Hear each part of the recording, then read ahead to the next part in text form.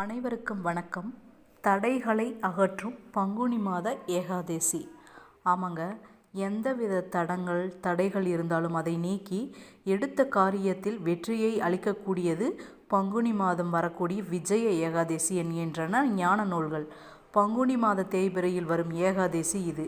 நம்முடைய நல்லவிதமான கோரிக்கைகளை நிறைவேற்றி பலன்களை அளிப்பது இந்த விஜய ஏகாதேசி ஆகும்.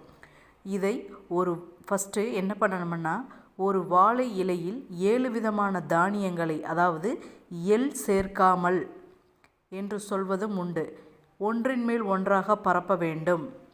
அதன் மீது ஒரு கலசத்தை வைத்து அதையே நாராயணராக எண்ணி முறைப்படி நாம் வழிபட வேண்டும்.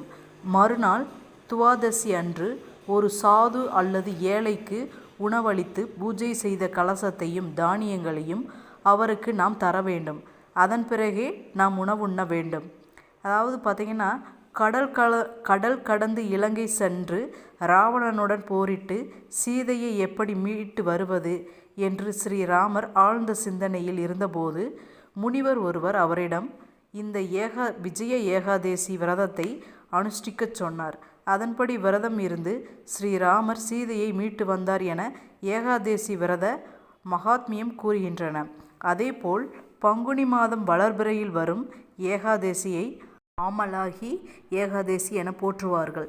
இந்த நாளில் உபவாசம் இருந்து நெல்லி மரத்தின் அடியில் தூய்மை செய்து அங்கு பரசுராமரின் திருவடிவம் வரையப்பட்ட கலசத்தை பிரதிஷ்டை செய்து முறைப்படி வழிபட வேண்டும். அதன் பிறகு நெல்லி மரத்தை வலம் வந்து வணங்க வேண்டும். இவ்வாறு வழிபட்டவர்களுக்கு 1000 பசுமாடுகளை தானம் செய்த புண்ணியம் அவர்களுக்கு கிடைக்கும். அதன் பலனாக சகலவிதமான தோஷங்களும் கிரக பாதிப்புகளும் நீங்கும். வீட்டில் பொருள் வரவுக்கு பஞ்சம் என்பது இருக்காது. நீங்கள் இந்த விரதத்தை கடைபிடித்து உங்கள் வாழ்க்கையில் இருக்கிற தடைகள் அனைத்தையும் நீங்கள் பெறுங்க. நன்றி.